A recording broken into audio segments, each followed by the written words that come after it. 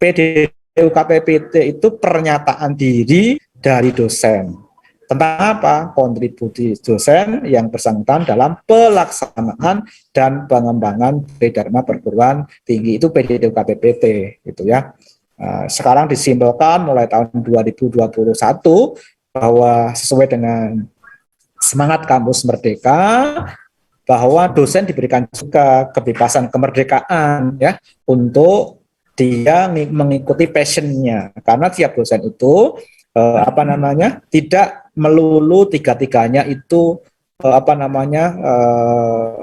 cemerlang ya, tidak melulu tiga-tiganya cemerlang, dari pengajaran pendidikan, kemudian dari penelitian, kemudian pengabdian kepada masyarakat, itu tidak semuanya cemerlang di tiga-tiganya.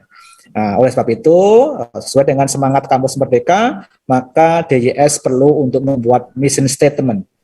Mission statement itu pernyataan, menyatakan, ya, itu minimal 50 kata, kemudian paling panjang 150 kata. Itu ya, jadi seperti minimal 50 kata. Jadi apa? Dia tentang dharma yang dipilih dan untuk dikontribusikan paling besar. Kenapa? Itu yang mission statement-nya di situ tuh. Ya, mission statement itu yang disebutkan di situ. Dia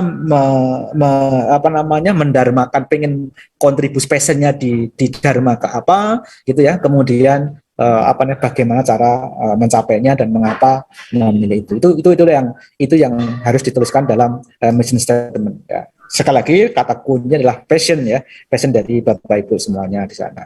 Nah, unsur PDD UKTPT ini juga simpel sekali sekarang, cuma ada 3: pengajaran, penelitian, publikasi ilmiah, dan pengabdian kepada masyarakat, yang masing-masing unsur itu Bapak Ibu semua dapat menentukan sendiri bobotnya.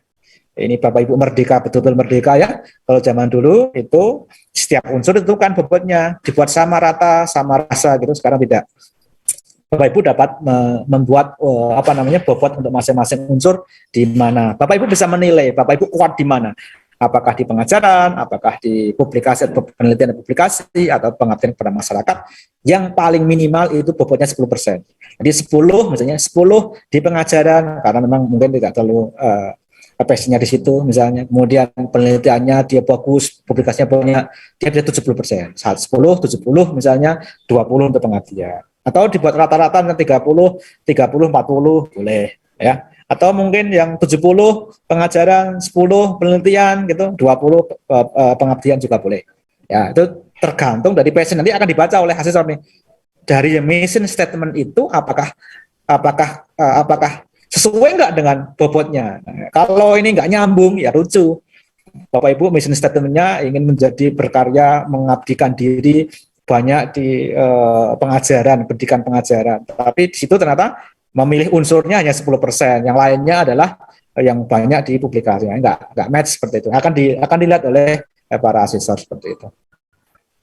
Nah, ini PDD UKTPT itu pernyataan di dosen. Untuk yang unsur pengajaran itu berupa audiovisual, untuk yang penelitian, publikasi karya ilmiah, dan unsur pengabdian kepada masyarakat dalam bentuk narasi deskriptif seperti itu. Kemudian tidak boleh ngawur. Yang ngawur itu artinya ini yang ditulis itu adalah mengada-ada misalnya gitu ya. Kemudian copy paste dari miliknya teman. Nah, itu nggak boleh karena harus pernyataan diri dosen. Sekali lagi di awal, pernyataan diri dosen, bukan pernyataan temannya dosen. Untuk UPDD UKTPT pengajaran ini yang juga kemarin sempat hasil evaluasi kita banyak yang ada masalah. Nah, masalahnya itu berkaitan dengan bukan penyusunannya ya, bukan penyusunan dari videonya, tetapi adalah videonya ketika dituliskan URL-nya ya. URL itu adalah yang dapat diakses ini. Jadi ketika mengunggah ke video pengajaran itu ke YouTube atau MeTube, itu harus akun yang sudah diverifikasi. Apa itu yang sudah memverifikasikan? Kan biasanya diverifikasi dengan nomor telepon ya, biasanya di Google ya, di YouTube itu ya. Nah, itu beberapa kemarin ditemukan mereka tidak akunnya itu baru dibuat, belum diverifikasi, sehingga hanya beberapa waktu videonya dihapus oleh Google, oleh pihak YouTube seperti itu. Nah, ini mohon untuk dipastikan, nanti mungkin akan kami berikan, akan kami buatkan petunjuk secara teknisnya bagaimana untuk menyusun ini. Nanti ditunggu saja, nanti akan kami susunkan biar semuanya memiliki pengetahuan yang sama. Isi dari PDD UKT-PT unsur pengajaran yang hanya 30 menit itu harus ada ini Bapak Ibu, harus ada penjelasan tentang salah satu mata kuliah yang disampaikan. Ya, ini yang harus dilakukan. Bapak Ibu juga harus menyiapkan RPS-nya karena RPS-nya diunggah. Ya. Kemudian berikutnya, kalau Bapak Ibu sudah menyampaikan deskripsi mata kuliah, kemampuan yang dilakukan atau kompetensinya, materinya apa, sistem pembelajarannya seperti apa, metode pembelajarannya seperti apa, penilaiannya seperti apa, maka Bapak Ibu dapat menyambungnya, karena 30 menit itu sudah termasuk itu, dengan rekaman proses pembelajaran. Boleh nggak kalau saya pakai LMS? Boleh. Boleh nggak kalau saya pakai pembelajaran tatap muka? Boleh. Boleh nggak kalau tatap maya atau virtual face to face? Boleh. Boleh nggak real classroom? Boleh. Boleh nggak micro teaching? Boleh. Boleh nggak mata kuliah di bengkel? Praktek? Boleh. Nah, jadi, tetapi itu adalah pengajaran direkam di sana. Kalau Anda Bapak Ibu menggunakan LMS, maka sertakan URL dan akses akun aksesnya biar asesor dapat melihatnya. Seperti itu ya Bapak Ibu ya. Simple sekali. Nah, semua diperbolehkan seperti itu. Videonya juga maksimum 30 menit saja. Itu paling lama ya Bapak Ibu. Nah, kemudian untuk narasi, penelitian publikasi karya ilmiah itu juga sudah dijelaskan. Ada 2 jenis dokumen, narasi deskriptif berupa teks, ini minimal 150 kata, dibuat sendiri-sendiri, bukan dari orang lain, bukan copy paste dari orang lain. Karena kalau ketahuan sekarang 75% ya, batasnya 75%, miripan out. Ya, jadi batasnya 75% out seperti itu. Karena ini adalah pernyataan diri. Ya, apa yang ditulis di sini? Ya ini pernyataan tentang topik atau roadmap penelitian dan salah satu publikasinya apa. Ya, ini sudah ada. Ya, kemudian makna kegunaannya apa, nilai inovasinya apa, diseminasinya seperti apa, konsistensi pengembangan keilmuannya seperti apa, itu akan dilihat dalam narasi Bapak Ibu. Nah, di situ Bapak Ibu harus melampirkan, mestinya di sistem sudah ada ya kalau sudah diunggah, daftar penelitian, laporan penelitiannya, kemudian daftar publikasi yang tadi, yang di paling unggul lah seperti itu. Itu harus ada buktinya seperti itu. Sama dengan pengabdian kepada masyarakat, tapi di pengabdian kepada masyarakat juga dinyatakan tentang topik PKM yang menjadi salah satu kontribusinya ya, kegiatan PKM-nya seperti apa, kemudian siapa sasarannya, kontribusi DS-nya seperti apa, perubahan jadi seperti apa, dan seterusnya, dukungan masyarakat seperti apa. Ini juga harus didukung oleh adanya laporan pengabdian kepada masyarakat yang pernah dilakukan seperti apa. Nah, kemudian tadi sudah disampaikan juga nanti PDD UKT-PT dokumen itu akan disahkan oleh PSD PTU ya, PSD PTU nanti akan dinyatakan bahwa ini sudah selesai dan akan dilakukan submit atau pengunggahan untuk siap dinilai oleh PSD PTPS seperti itu. Itu yang melakukan adalah PSD PTU. Jadi tugas dosen sampai mana? Ya nyusun PDD UKT-PT saja, selesai di sana. Ya, simpel sekali tulisan kan seperti itu. Nah, untuk penilaian dokumen PDD UKT-PT nanti untuk tahun ini adalah disusun dengan rumpun ilmu dikembalikan, yang tahun kemarin bidang ilmu, sekarang ada dua dosen asesor yang rumpun ilmunya sama ya, dan tidak boleh jadi perguruan tinggi yang sama tentu seperti itu. Ini unsur yang dinilai Bapak Ibu untuk pengajaran itu tentang penguasaan terhadap materi, kesesuaian materi yang disampaikan dengan capaian pembelajaran, interaksi dalam proses pembelajaran, asesmen capaian pembelajaran, dan kreativitas dalam menyampaikan materi. Ini unsur yang dinilai, butir yang dinilai. Sedangkan dalam unsur kedua, makna penelitian, kesesuaian dengan bidang ilmu, inovasi penelitian, kemudian tentang publikasi atau diseminasi, kemudian berkaitan dengan keberlanjutan seperti itu. Di pengabdian kepada masyarakat juga sama ya, ada 5 butir.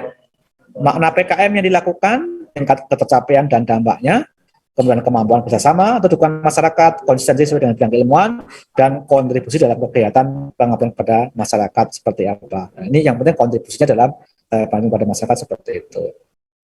Untuk penilaian PDD UKT-PT nanti akan dilakukan oleh PTPS, sehingga Bapak Ibu tidak perlu kami jelaskan secara lebih detail, nanti bisa dibaca saja. Untuk nilai penilaiannya juga sama seperti kemarin untuk masing-masing unsur. Nah, bobot masing-masing unsur yang berbeda. Jadi perhitungannya untuk ratanya juga berapa jumlah skor total untuk masing-masing unsur dibagi dengan jumlah butirnya.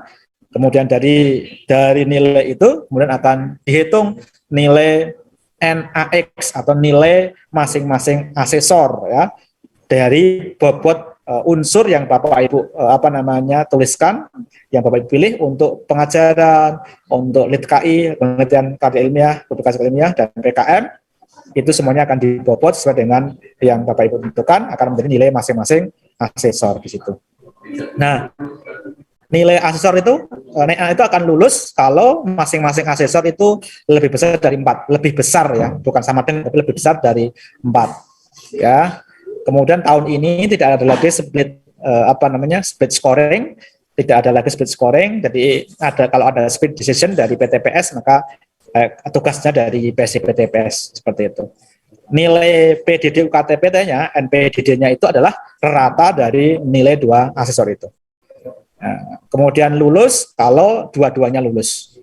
Nah, ini Bapak Ibu ya, kalau ada ditemukan adanya kemiripan lebih besar atau sama dengan 75% dari narasi deskriptif unsur penelitian dan pengajaran ilmiah dan atau unsur pengabdian kepada masyarakat, sudah ada vonis fraud atau penilaian F itu. Nah, jadi satu saja dari 1-2 unsur itu, narasi itu memiliki kemiripan 75% dengan yang lain, maka fraud ya, nilainya F atau langsung dinyatakan desain tidak lulus sertifikasi. Bobotnya masih sama dengan tahun lalu Bapak Ibu. Jadi yang paling besar di NPD UDD UKT-PT, NAKJF itu adalah 35%, NPD 10%. Kemudian penghitungannya tentu nilai akhir portofolio itu adalah ya seperti ini kan, 0,35 NKJF, 0,1 NPD ditambah dengan 0,55 NPDD. Lulus jika lulus penilaian portofolio ya, jika NAP-nya lebih dari 4,2. Ini belum lulus Serdos. Lulus penilaian portofolio itu jika NAP-nya lebih besar dari 4,2 atau 60% dari 7, dari total 7. Nah, ini lulusnya harus tiga-tiganya lulus penilaian persepsional harus lulus pernyataan diri dosen oleh hasil juga lulus penilaian akhir portofolio juga harus lulus. Bapak Ibu yang lulus akan diberikan nomor register dari kementerian dan akan diberikan sertifikat, namanya sertifikat pendidik. Itu sebagai bukti formal pengakuan yang diberikan kepada dosen terkait dengan kewenangannya dalam mengajar, seperti itu. Nah, ini untuk penjaminan mutu nanti akan dilakukan, itu apakah dari internal PSD PTU, PSD PTPS, dan tentu oleh Kementerian Kementerian Pendidikan, Kebudayaan, Riset dan Teknologi, dalam hal ini Dirjen Dikti Kemendikbud Ristek, seperti itu. Nah, ini untuk Monef nanti akan kita lakukan. Nah, ini yang Bapak Ibu harus ketahui bahwa sekarang ini Bapak Ibu diberi kesempatan untuk 3 kali untuk ikut Serdos ya. Kalau 3 kali sudah ya tidak lulus ya sudah, seperti itu. Nah, jadi sudah tidak bisa kalau keempat kalinya, itu mulai tahun 2021 kemarin ya. Bagi yang tidak lulus misalnya tahun ini, maka dia baru dapat masuk tahun 2023 ya, seperti itu. Kalau yang tidak menyelesaikan, mereka sudah masuk sebagai DS tetapi tidak menyelesaikan, maka juga sama, ini juga diberikan pembinaan selama 1 tahun ya, pembinaannya selama 1 tahun juga. Jika masih seperti itu lagi, dia sudah lolos sebagai DS tapi nggak menyelesaikan, nanti diberi kesempatan kedua nggak digunakan lagi, masih seperti itu, maka yang bersangkutan tidak dapat mengikuti Serdos. Itu biar kasihan ya yang menggunakan kuota yang lain susah mencari kuota, dia sudah diberi kuota malah tidak menyelesaikan itu. Diberi kesempatan 2 kali ya Bapak Ibu. Kemudian bagi yang punya nilai F, maka dia N+2. Jadi misalnya tahun 2021 kemarin tidak lulus karena nilai fraud, maka dia baru bisa masuk di tahun 2023. Seperti itu. Jadi mohon Bapak Ibu tidak lulus dengan nilai F ya, fraud, misalnya memalsu ya, kemudian ada kemiripan, itu jangan sampai seperti itu, karena akibatnya banyak sekali. Nah, itu tidak hanya PSDPTU, tidak hanya DYS, asesor juga diamati, dievaluasi. Kalau memang misalnya asesor itu berkelakuan tidak baik ya, atau menyalahi ketentuan atau misconduct, maka seperti itu, maka asesor juga akan di grounded seperti itu. Ini juga demi keadilan kita ya, demi keadilan kita juga. PSDPTU juga sama, nanti juga akan alokasi untuk DYS di perguruan tingginya jika melakukan misconduct, menyalahi ketentuan, akan dilakukan pembinaan bagi PSD PTU. Demikian halnya untuk PSD PTPS juga sama. Ya, kalau misalnya penilaiannya tidak benar ya, menyalahi ketentuan, ya juga akan ada pencabutan kewenangan sebagai PTPS oleh menteri. Ini juga akan dilakukan juga seperti itu. Nah, kira-kira itu Bapak Ibu